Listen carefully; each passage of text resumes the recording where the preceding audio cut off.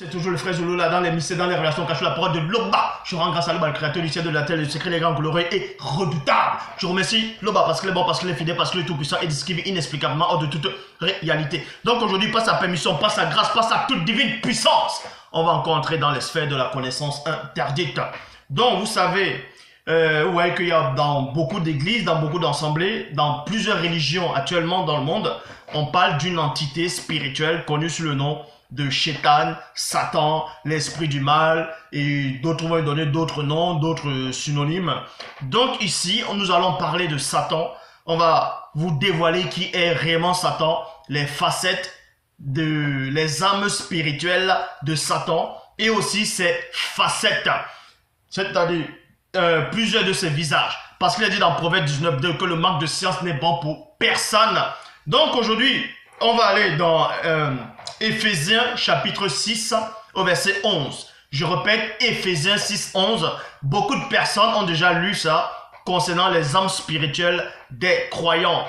Et j'avais déjà donné des explications par rapport à ça, les révélations par rapport à ça. Mais ici, on va encore entrer dans une autre dimension, la dimension encore plus secrète et plus cachée encore. Donc, Éphésiens chapitre 6 au verset 11. Nouvelle Bible seconde, il est dit: revêtez-vous de toutes les armes de Dieu, de Loba, afin de pouvoir tenir bon devant les manœuvres du diable, afin de pouvoir tenir contre les manœuvres du diable. Et dans la Bible de l'épée, plutôt la Bible des peuples, on vous dit ici: portez sur vous toutes les armes de Dieu, de façon à repousser toutes les attaques du diable. Donc ici, on vous dit, pour aller au combat spirituel, c'est-à-dire entrer dans le véritable combat spirituel, il faut vous armer premièrement. Il y a beaucoup d'armes qui existent. Ici, il n'est pas question des armes thermonucléaires ou bien l'arme atomique. Non. Ici, on parle des armes spirituelles, des armes du non-visible, les armes de Loba, les armes qui viennent de Dieu directement. En cela, c'est avec ces armes-là que vous pouvez vaincre le démon, que vous pouvez vaincre les forces occultes, que vous pouvez vaincre les sorciers, les sirènes, les Manuata Djengu, que vous pouvez vaincre la fausse doctrine. Donc il faut porter premièrement ces armes-là. Et ces armes-là ne sont pas charnelles. En cela, je répète dans Éphésiens 6, 11. Bible des peuples. Portez sur vous, portez sur vous, sur vous, toutes les armes, et non 2, 3, 4 armes, mais toutes les armes de Dieu, de façon à repousser toutes les attaques du diable. Donc, si vous oubliez une seule arme, le diable aura toujours le pouvoir sur vous. Satan aura le pouvoir sur vous, c'est-à-dire le Mundima, Bobé, le mauvais esprit. 2 Corinthiens. Donc, c'est donc quoi ces armes-là? On va un peu entrer en profondeur par rapport à ces armes, par rapport à cette puissance extraordinaire dans 2 Corinthiens, chapitre 10, au verset 4. Il est dit ceci: dans le combat, virgule, ça ce n'est pas le combat selon la chair, ce n'est pas le combat par rapport aux boxeurs des poids lourds où les lions sont luttés pour un territoire, non. Ici, là, c'est un véritable combat spirituel. Et pour entrer dans un véritable combat spirituel, il faut d'abord connaître le mystère de la conscience, de l'esprit. Mais avant de connaître le mystère de la conscience de l'esprit, il faut connaître auparavant le mystère de la conscience de l'âme. Mais beaucoup de personnes ne connaissent pas, ne savent même pas c'est quoi déjà la conscience de l'âme. Et beaucoup se limitent sur la conscience du visible, c'est-à-dire de la chair de l'homme livré à lui-même. Mais la conscience même de l'homme livré à lui-même, il y a beaucoup de conscience.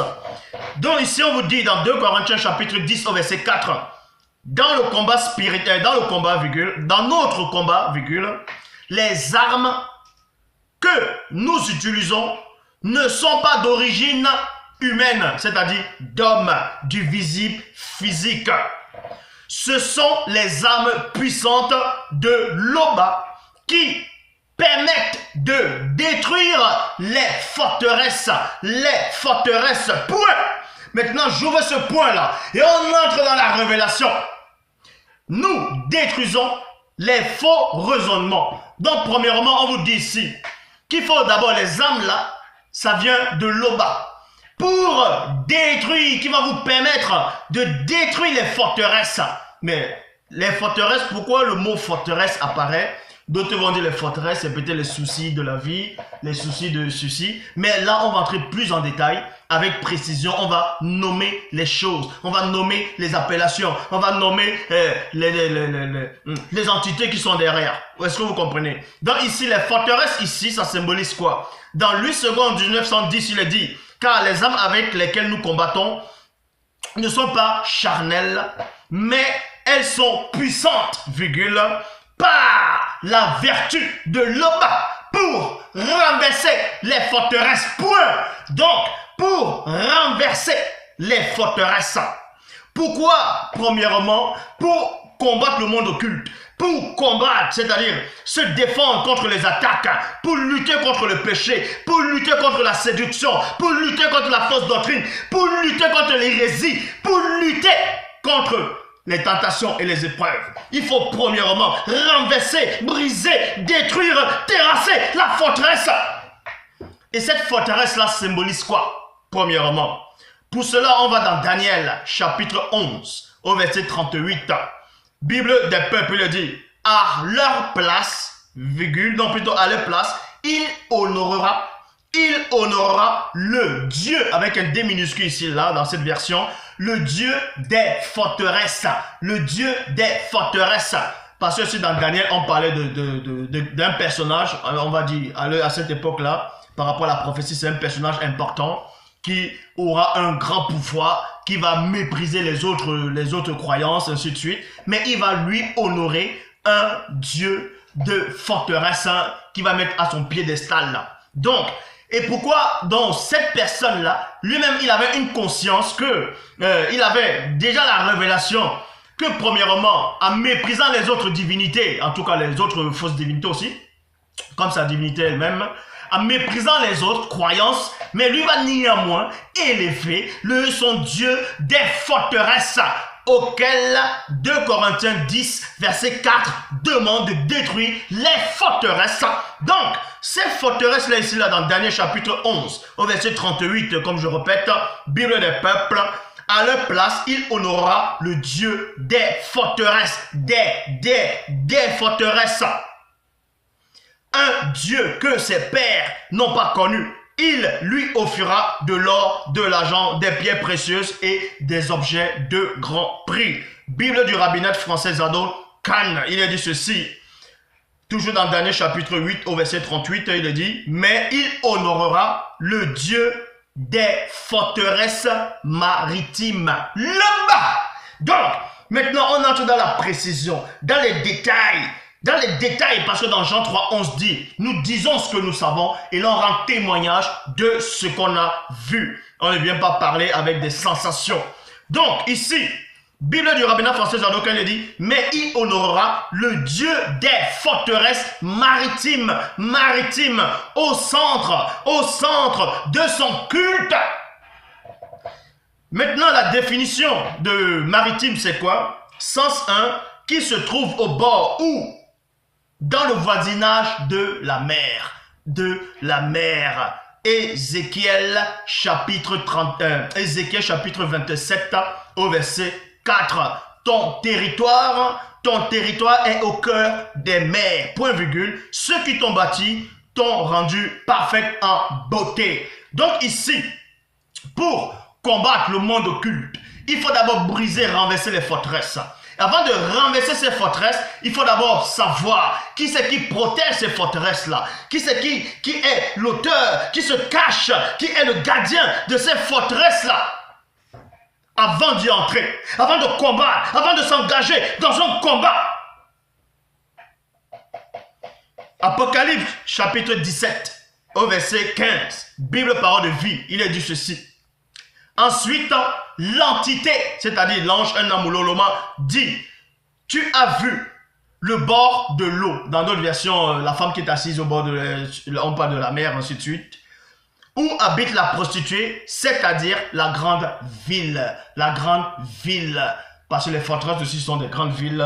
La grande ville là sont des peuples, des foules, des pays et des gens de toutes langues. Maintenant, on va d'abord entrer en profondeur ici pour vous expliquer, pour vous éclairer, parce qu'il n'y a qu'un seul enseignant dans cette réalité et dans les réalités qui viendront. Il restera qu'un seul enseignant, celui qui est en face de vous. Donc, ici, premièrement, les forteresses ici vont symboliser, en tout cas, cette entité, cet esprit-là, qui, le Dieu des forteresses, c'est une entité terrifiante dans le monde des mers. Ce sont déjà le monde des sirènes des eaux, parce que les sirènes des eaux contrôlent beaucoup de choses, en tout cas, ici, beaucoup.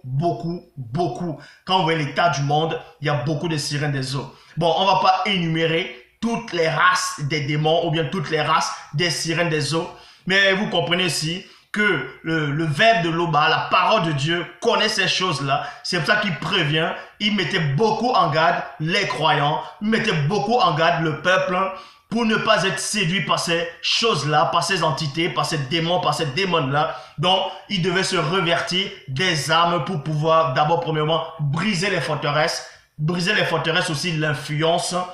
Donc, ici, on vous dit que son cœur est dans le territoire des mers. Et les mers vont symboliser quoi? Dans cette version que j'ai lue ici, dans Bible Parole de vie, dans Apocalypse chapitre 17 au verset 15, on dit ici là, tu as vu le bord de l'eau où habite la prostituée, c'est-à-dire la grande ville. Ce sont les peuples, c'est-à-dire, les peuples là, c'était de l'eau. Donc, premièrement, les peuples, les nations, les foules vont symboliser la mer. Et ce faux Dieu-là, qui contrôle beaucoup de gens qui sont dans l'ignorance spirituelle, dans l'avancement spirituel, dans les choses horribles, abominables, bref, toutes ces choses qui se passent actuellement dans le monde, le mensonge, bref, toutes sortes de choses. Vous voyez ici là que ce sont ces entités-là, ce Dieu des forteresses-là est derrière. Il contrôle cela parce que son pouvoir vient de Satan. On va vous montrer cela. On va vous montrer les faces cachées de Satan et les armes spirituelles de Satan. Donc, premièrement ici, les eaux là vont symboliser déjà le monde occulte, c'est-à-dire le monde maritime, les Mamiwata, les sirènes des eaux, les Djengu, Mengu, ainsi de suite. Oui, comme je dis, les sirènes des eaux. Et maintenant, les mêmes eaux là aussi vont maintenant symboliser les nations, les peuples, les foules, les langues qui ne sont pas initiés. Vous voyez, parce qu'il n'y a aucun initié. Ici, là, à part le chef initié consacré qui est là. Donc, vous voyez ici que ces nations, ces foules-là, qui sont des non-initiés et d'autres peuples, vont symboliser cette mer-là, cette eau-là. Et maintenant, le Dieu des forteresses, son cœur, c'est-à-dire son royaume est dans le cœur. C'est-à-dire le cœur des mers, parce qu'on dit les mers et non la mer, mais les mers parce que il y a beaucoup de peuples, il y a beaucoup de tribus, il y a beaucoup de langues, ainsi de suite, hein, c'est-à-dire beaucoup d'hommes sur la terre. Et ce Dieu-là, ce faux Dieu-là, il contrôle tous ces gens qui sont dans le monde, qui n'ont pas l'esprit de Loba, qui n'ont pas la véritable parole en eux. Ils sont contrôlés par toutes sortes de pensées, bref, de tout ce qu'on voit actuellement. Donc, vous voyez ici, maintenant dans Éphésiens, en cela, il faut d'abord briser les forteresses. Maintenant, dans Éphésiens chapitre 6, au verset 12, on dit, car nous n'avons pas à lutter contre la chair et de sang. Non, car nous n'avons pas à lutter contre des êtres de chair et de sang, mais contre les dominateurs. Contre les dominateurs. Dans notre version, c'est contre les dominations. Et les dominations ici, là, c'est quoi? Ce sont des anges déchus du premier ordre. Donc, et derrière ces anges déchus du premier ordre, c'est déjà un visage de Satan. On va vous montrer pourquoi. C'est déjà un visage de Satan. Parce que dans chaque catégorie dans son royaume, Satan se cache derrière. Parce que Satan doit être partout dans son royaume, il doit représenter quelque chose dans son royaume. Donc ici, dans Éphésiens chapitre 6, au verset 12, il est question de, premièrement, les dominateurs, donc les dominations de ce monde de ténèbres, les principautés, les souverainetés, les esprits du mal qui sont dans les régions célestes. On va entrer maintenant en détail, petit à petit, pour vous montrer les faces de Satan. Les faces de Satan. Parce que quand on décrit, quand Esombe a eu cette révélation, quand il a eu cette vision, parce qu'il était connecté, il a vu le royaume de Satan, parce que j'ai déjà fait la vidéo sur ça. Donc, il y a les premiers ordres, deuxième, troisième et quatrième ordre. Et Satan, lui, ça fait 5. Bref. Donc, les dominateurs, les dominations ici, comme je dis, ce sont les anges déchus du premier ordre. Mais, avant qu'on les nomme dans le secret du spirituel domination, Satan doit d'abord lui-même porter le titre de dominateur, premièrement. Est-ce que vous comprenez? Donc, pour ça on dit dans Jean chapitre 16 au verset 11, Bible des peuples, Bible du semeur, dans Jean chapitre 16 au verset 11, Bible du semeur, il est dit, et au sujet du jugement de Dieu, virgule, parce que le dominateur de ce monde est d'ores et déjà condamné. Donc, en parlant de Satan, Satan c'est le dominateur, mais en tant que dominateur, il y a d'autres qui va donner le titre de dominateur, c'est-à-dire domination, les premiers ordres. Donc, c'est déjà une des facettes de Satan. Et ensuite, dans Éphésiens toujours 6, 12, il est question des principautés. Les principautés. Les principautés, ici, là, vont symboliser quoi? Les principautés, c'est prince, c'est-à-dire égal prince, une principauté ou un territoire gouverné par un monarque ayant le titre de prince. Donc, après, maintenant, les anges déchus du deuxième ordre, ce sont les principautés. Et Satan lui-même, c'est un prince. Parce qu'il porte d'abord, premièrement, le titre avant de nommer les autres. Donc, dans Jean 16, au verset 11, Bible, traduction Abbé Crampon, il a dit, au sujet du jugement, virgule, parce que le prince de ce monde est déjà jugé. Donc, c'est toujours Satan. Et ensuite, toujours dans Éphésiens, chapitre 6, au verset 12, les souverainetés. Là, c'est quatrième ordre dans le royaume de Satan. Et maintenant, souveraineté, c'est quoi? C'est autorité suprême d'une monarchie venant du latin superus, donc supérieur, qui veut dire chef. Donc, Jean chapitre 16 au verset 11. Traduction Abbé Rillet, il est dit, de jugement, virgule, parce que le chef de ce monde a été jugé. Vous voyez, Satan, dans ce que Paul et Sommet avaient vu dans Éphésiens 6, 12, le monde occulte, les hiérarchies, ces hiérarchies-là, Satan lui-même portait déjà ces titres-là. Satan était déjà ça. Est-ce que vous comprenez? Donc, en gros, il est là pour imiter. Il est juste là pour imiter. Maintenant, toujours dans Éphésiens 6, 12, il est question maintenant, quatrième ordre là, par rapport au royaume de Satan, les esprits du mal. Les esprits du mal qui sont dans les régions célestes. Matthieu chapitre 12 au verset 26, Bible, parole de vie. Il est dit, si Satan, virgule, l'esprit du mal, virgule, vous voyez, chasse l'esprit du mal, il est en guerre contre lui-même. Point. Alors, comment son royaume peut-il continuer à exister? Vous voyez, là, ce sont les armes spirituelles. Non, plutôt là, ce sont les facettes de Satan. Donc, tout ce que je venais de dire, c'était l'introduction. Maintenant, on va entrer dans le cœur même du message. Éphésiens chapitre 6 au verset 13, il est dit, c'est pourquoi choisissez maintenant, et non demain, et non après-demain, mais choisissez maintenant toutes les armes de l'Oba. Ainsi, virgule, quand viendra le jour mauvais, vous pouvez résister à l'adversaire. Et, virgule, après avoir combattu jusqu'à la fin, vous tiendrez encore fermement sur fermement votre position. Parce qu'il y a une position à tenir. De même que quand Moto a chuté, l'entité lui a dit, Moto, où es-tu? Parce qu'il avait quitté sa position. Il avait quitté l'endroit où il se trouvait. De même que quand tu fouillais Jézabel, hein, l'entité lui dit, Que fais-tu ici? Mais que fais-tu ici, Élie? Parce qu'il a aussi quitté sa position. Mais ici, on vous demande de ne pas quitter votre position, de demeurer fermement votre position. Vous devez tenir sur votre position. Mais avant cela, vous portez d'abord les armes. Vous portez les armes de Loba. Donc, Éphésiens chapitre 6 au verset 14. Éphésiens 6, 14. Bible parole de vie, il dit, alors, debout. Prenez la vérité comme ceinture. Mettez la justice comme cuirasse. Donc maintenant ici, on va décortiquer les âmes spirituelles du croyant. Les âmes spirituelles des initiés. Ces âmes-là que Loba fournit par son verbe. Vous allez voir ici que chaque âme pour le combat spirituel est très important. Donc, en vous montrant les armes spirituelles du croyant, vous verrez maintenant derrière le secret, on va vous dévoiler les armes spirituelles de Satan.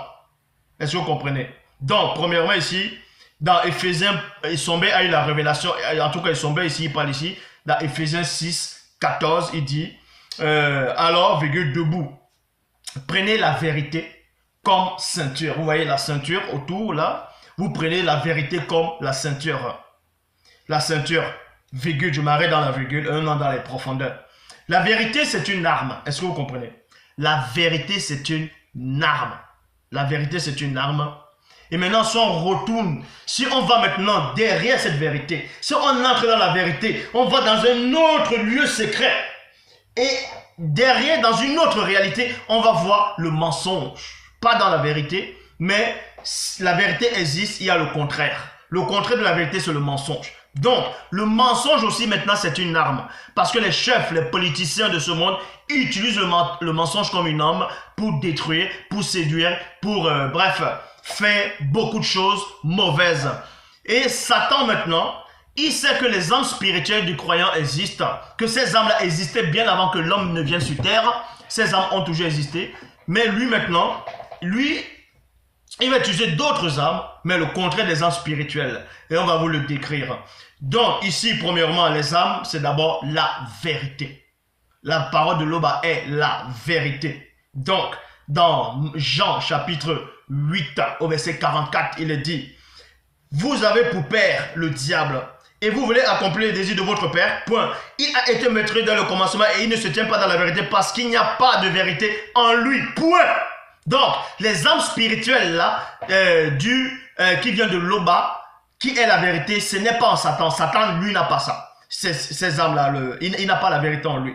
Mais maintenant, lui, par contre, il a une âme aussi.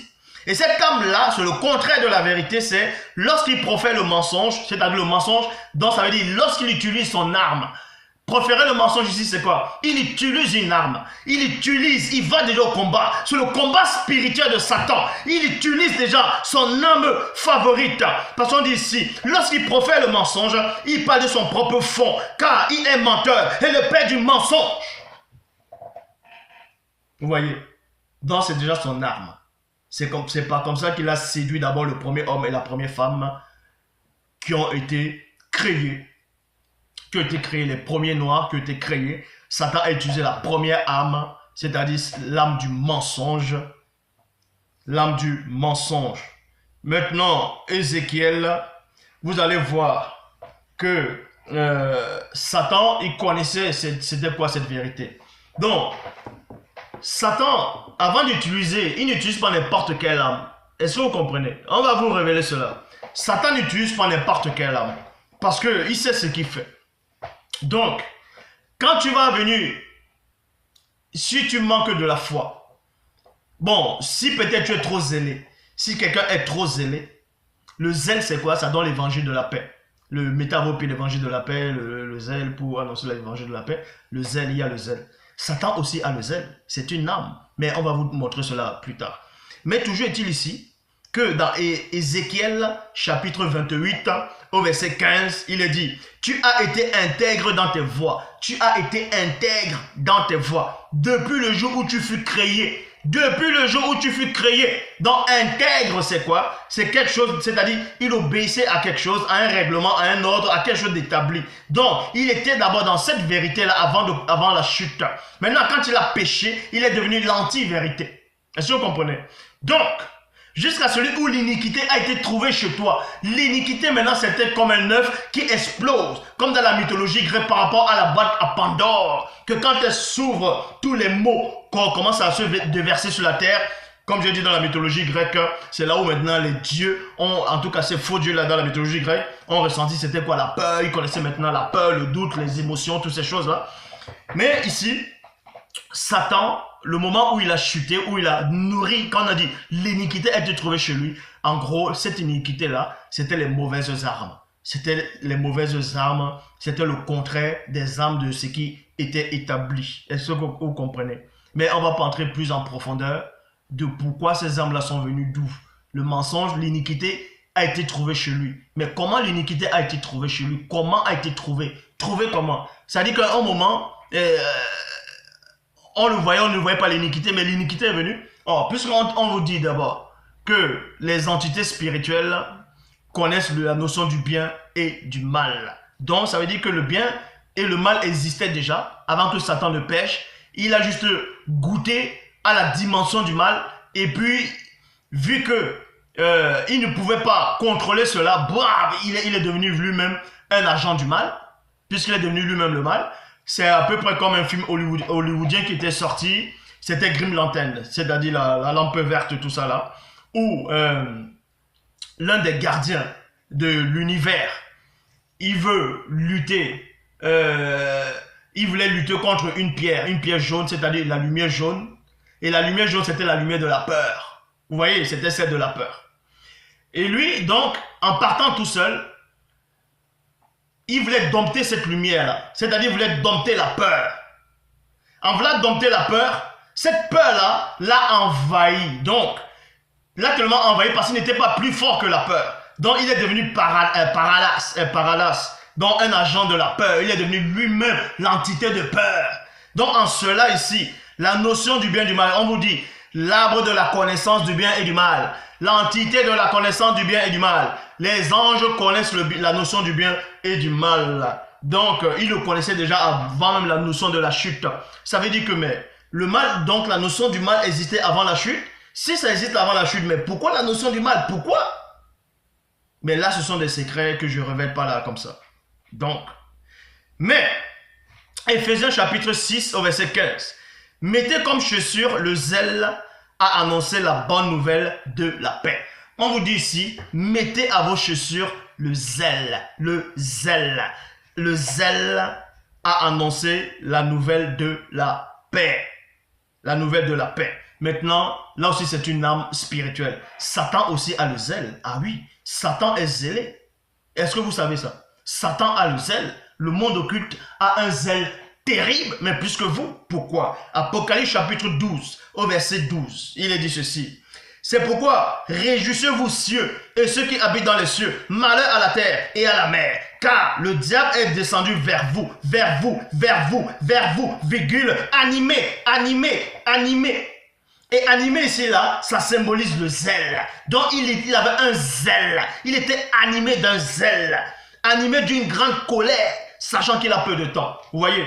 Donc, verset 13 d'Apocalypse 12, il est dit, quand le dragon vit qu'il avait été jeté sur la terre, il se mit à poursuivre la femme qui avait mis au monde l'enfant mâle. Point. Donc, le fait que Satan maintenant, il utilise, vous allez voir que Satan va prendre, c'est-à-dire, Satan, tous les âmes spirituelles qui existent, la loi qui existe, lui, il va juste vouloir faire le contraire à chaque fois. C'est ça son existence maintenant. C'est vouloir toujours contredire, vouloir contrecarrer, ainsi de suite. Mais il n'y arrivera jamais.